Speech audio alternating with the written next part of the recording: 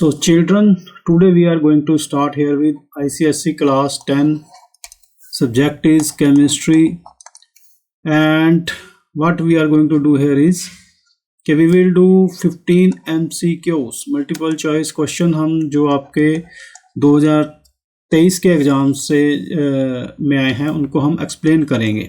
ठीक है, इसके साथ हम आपको फास्ट मेमोराइजिंग टेक्निक्स की बताएंगे ताकि इन क्वेश्चंस को आप माइंड में रख सकें, जो कि इससे आपको मिलेगा क्या कि एक तो आपकी रिवीजन हो जाएगी, एक आपको 100% स्कोर बूस्टर डोज जो है मिलेगी जो आपकी मेमोरी को एनहेंस करेगी।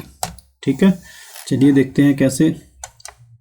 तो जैसा कि मैंने पहले बताया कि ICSE क्लास 10 केमिस्ट्री 15 MCQs। तो फर्स्ट MCQ जो आपका 2023 में आया था कि an element in period 3 whose electron affinity is 0 is इन चारों में से कौन है? नियॉन है, सल्फर है, सोडियम है और आर्गन है।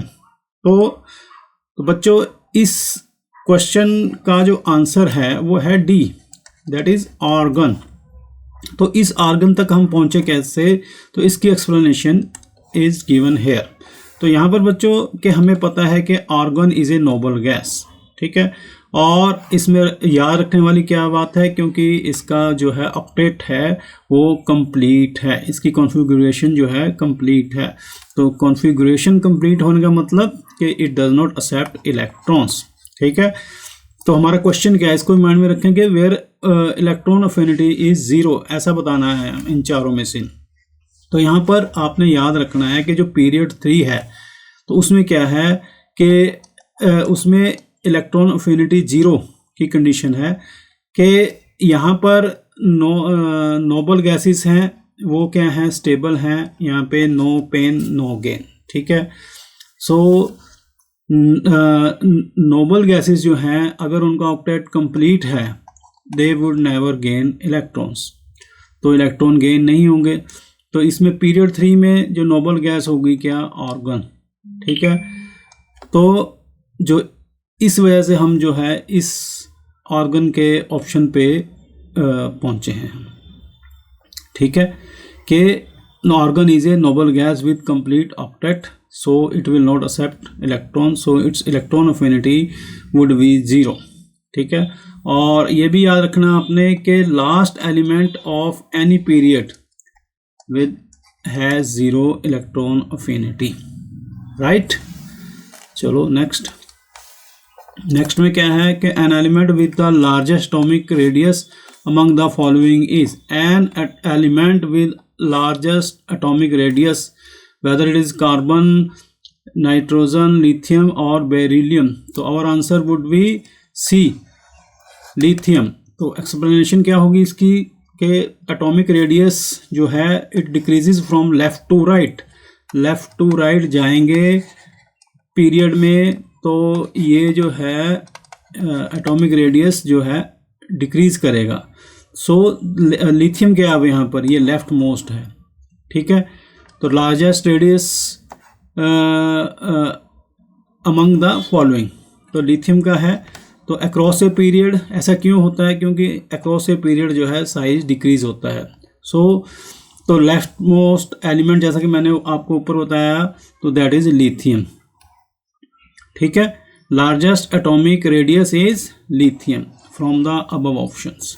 राइट, चलिए next. The compound that is not an ore of aluminium. तो इन चारों में से जो एल्यूमिनियम का ओर नहीं है, तो एल्यूमिनियम के ओर्स जो आपने याद रखना है Cr क्रायोडाइट का CRY ले सकते हैं हम माइंड में रखने के लिए, और कोरंडम का कोरन ले सकते हैं, बॉक्साइट का बॉक्स ले सकते हैं। तो ये सारे किसके हैं? एल्यूमिनियम के बॉक्साइट हैं। अब हमने बताना है कि एल्यूमिनियम का जो बॉक्साइट नहीं, एल्यूमिनियम का ओर नहीं है, तो दैट इज फ्लोरस्पार। ये फ्लोरस्पार किसका है? ये है, इसका फार्मूला है CaF2, जो कि it is an ore of calcium not aluminium. Right, चलिए next. The vapour density of CH3OH is, so vapour density of CH3OH। तो वेपर डेंसिटी पर जाने से पहले बच्चों आपको जो है मोलर मास का पता होना चाहिए। अगर मोलर मास पता है तो आपने golden formula molar mass upon 2 लगा देंगे तो हमें वेपर डेंसिटी मिल जाएगी कि जो वेपर डेंसिटी हो हमेशा 2 से डिवाइड होगी किसके, मोलर मास से। ठीक है, तो यहाँ पर हमें CH3OH का मोलर मास क्या है 32। ठीक है, तो इसकी वेपर डेंसिटी होगी 32/2 16। सिंपल है, कोई प्रॉब्लम नहीं है। उसके बाद which reaction takes place at the anode during electroplating with silver. Silver की इलेक्ट्रोप्लेटिंग करते टाइम एनोड पर क्या रिएक्शन होगी, तो आपने याद रखना है कि ऑक्सीडेशन जो है हमेशा एनोड पर होती है और ये होती है लॉस ऑफ इलेक्ट्रॉन, और रिडक्शन जो हमेशा होती है कैथोड पर होती है, ये होती है गेन ऑफ इलेक्ट्रॉन। ठीक है, ऑक्सीडेशन जो है एनोड पर होगी लॉस ऑफ इलेक्ट्रॉन, रिडक्शन होगी कैथोड पर, it would be gain of electron. तो इसको याद रख सकते हैं हम। इसके साथ ये ट्रिक क्या है, एनॉक्स यानी एनोड का मतलब है एनोड ऑक्सीडेशन। एनोड पे हमेशा ऑक्सीडेशन होगी। ऑक्सीडेशन का मतलब है कि लॉस ऑफ इलेक्ट्रॉन। अब हम इन चारों में देखेंगे लॉस ऑफ इलेक्ट्रॉन कहाँ पे हो रहा है, तो लॉस कहाँ पे हो रहा है, यहाँ पर जहाँ पर माइनस हुई है ये हो रहा है, यहाँ पे हो रहा है। ठीक है, प्लस का मतलब है गेन। पर इन दोनों में से हमने एक आंसर पिक करना है। तो जब भी लॉस ऑफ इलेक्ट्रॉन होगी तो यहाँ पर साइन आएगा प्लस का, क्योंकि कोई भी एटम है इलेक्ट्रॉन लूज करने के बाद पॉजिटिव हो जाता है। तो यहाँ पर कोई साइन नहीं है, तो ये हमारा आंसर नहीं हो सकता। तो दिस इज द आंसर। ठीक है, चलिए next is the metallic hydroxide which forms deep inky blue solution with excess ammonium hydroxide NH4OH। तो इसमें बताना है कि इसके साथ जो metallic hydroxide that forms deep inky blue solution. तो यहाँ पर आपने याद रखना है कि जो डीप ब्लू सोल्यूशन है, डीप ब्लू सोल्यूशन का मतलब हमेशा जो कॉपर है, कॉपर जब NH3 के साथ रिएक्शन करेगा तो ये ब्लू ब्यूटी बनाएगा, नीला रंग देगा आपको, copper plus ammonia deep blue complex. तो अब हमने देखना है इसके साथ कॉपर कहाँ कहाँ पे आया है। कॉपर और कहीं नहीं आया है, तो सिर्फ यहाँ पर आया CuOH twice gives tetra amine copper 2 complex which has blue colour solution, right. चलिए next, an example of N. तो बच्चों next is an example of cyclic organic compound. Cyclic organic compound, cyclic means ring, जो the compound which has a ring, हमेशा याद रखना वो compound क्या है, बेंजीन। रिंग का मतलब साइक्लिक, ठीक है। बेन मतलब रिंकिंग, ये याद रखना कि बेंजीन में बेन जो है उससे याद रखना कि दैट इज रिंकिंग, दैट इज बेंजीन, ठीक है। व्हेनेवर रिंग स्ट्रक्चर और साइक्लिक स्ट्रक्चर थिंक बेंजीन। तो आंसर हमारा रहेगा डी, दैट इज बेंजीन। चलिए next, in laboratory hydrogen chloride gas is dried by passing through. तो हाइड्रोजन क्लोराइड गैस, यहाँ पे आपने याद रखना है कि जब को किसी चीज़ को सुखाना है तो इसका मतलब हमने क्या करना है, उसकी नमी को सोखना है, मॉइस्चर को ख़त्म करना है। तो दैट मीन्स उस जो नमी को सोखने के लिए जो लैब में जो केमिकल है that is sulphuric acid and it always sucks water और मॉइस्चर, ठीक है। तो जो आंसर रहेगा हमारा कंसनट्रेटेड सल्फ्यूरिक एसिड, यहाँ पर एक में ही आया है, ये रहा, ठीक है। कंसनट्रेटेड सल्फ्यूरिक H2SO4 जो है मॉइस्चर को एब्जॉर्ब कर लेता है, सो इसको हम हमेशा ड्राइंग एजेंट के रूप में यूज़ करते हैं। चलिए next is the nitrate which on thermal decomposition leaves a residue that is yellow when hot and white when cold. तो इनमें से कौन देगा, लेड नाइट्रेट देगा, कॉपर नाइट्रेट देगा, सोडियम नाइट्रेट देगा और जिंक नाइट्रेट देगा। तो बच्चों यहाँ से याद रखना है कि जो जिंक है वो हमेशा कलर को चेंज कर लेता है, ठीक है। वो कब, जब इसको हॉट करेंगे तो ये येलो कलर का बन जाएगा, जब इसको कोल्ड करेंगे तो ये जो है वाइट जो कलर में चेंज हो जाएगा, ठीक है। तो yellow when hot and white when cold, सीधा जहाँ पर जिंक है तो वो आ गया zinc nitrate. This is our answer, याद रखना इसको, yellow hot, white cold. Next, the salt found when concentrated sulfuric acid that is H2SO4 reacts with KNO3 potassium nitrate above 200 degree Celsius is, जब हम H2SO4 को KNO3 के साथ 200 degree Celsius से ऊपर तक गर्म करेंगे तो हमें कौन सा साल्ट मिलेगा। तो K2SO4, KHSO4 चारों K हैं, तो इसका मतलब थोड़ी यहाँ पर हमें दिमाग लगाना पड़ेगा कि जब हम इसको करेंगे KNO3 को H2SO4 के साथ बिलो 200 सेल्सियस पे गर्म करेंगे तो हमें KHSO4 मिलेगा। जब हम इसको अबव करेंगे तो हमें K2SO4 मिलेगा।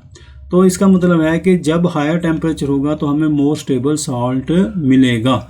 तो अब यहाँ पर कह रहे हैं कि अबव 200 डिग्री सेल्सियस, तो अबव 200 डिग्री सेल्सियस बच्चों याद रखना K2SO4 हमें मिलेगा, ना कि KHSO4। तो our answer would be K2SO4, यानी आंसर ए। चलिए next is the property of concentrated H2SO4 used in preparation of HCl gas from KCl is, HCl gas from KCl, ठीक है, hydrogen chloride gas from potassium chloride in with H2SO4।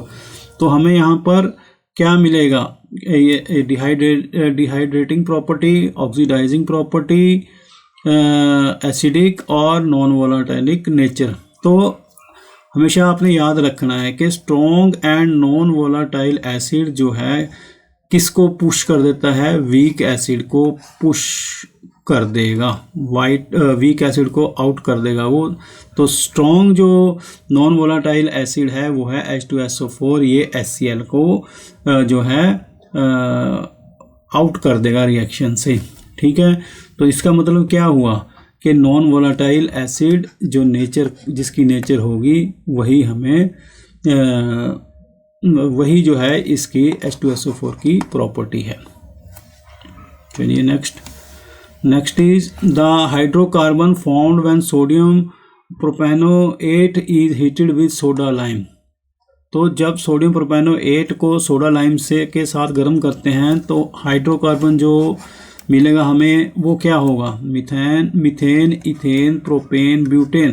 तो हमेशा आपने याद रखना है कि डी कार्बोक्साइलेशन जो है ये रिएक्शन होगी डी कार्बोक्साइलेशन। तो जब ये रिएक्शन हैपन होती है तो इसका मतलब एक कार्बन एटम जो है रिमूव हो जाता है। जब एक कार्बन एटम माइनस होगा तो डी कार्बोक्साइलेशन में क्या होगा, इसमें CO2 निकल जाएगी, ठीक है। तो एक कार्बन लेस हो जाएगा। तो यहाँ पर हमारा पास कार्बन क्या है, प्रोपेनोएट। तो मीथेन, इथेन, प्रोपेन, ठीक है, प्रोपेन निकलेगा तो बचा क्या हमारे पास, लेस होकर इथेन, ये। So option B is our answer. Next, the acid which does not form acid salt, ऐसा एसिड जो एसिड साल्ट नहीं फॉर्म करता, इन चारों में से कौन सा है, H2SO4 है, H2CO3 है, H3PO4 है और CH3COOH है। तो इसका मतलब तो ये जो है मोनो का मतलब हुआ मोनो एसिड, ये CH3COOH क्या है जी, एक मोनो एसिड है। तो जो मोनो आ गया यहाँ पर, तो वहाँ पर नो एसिड साल्ट होगा उसके अंदर, ठीक है। तो ये जो है can not forms the acid salt. Acid salt कौन नहीं फॉर्म करेगा, मोनोबेसिक। मोनोबेसिक क्या है जी, हमारे पास ऑप्शन डी है, ठीक है।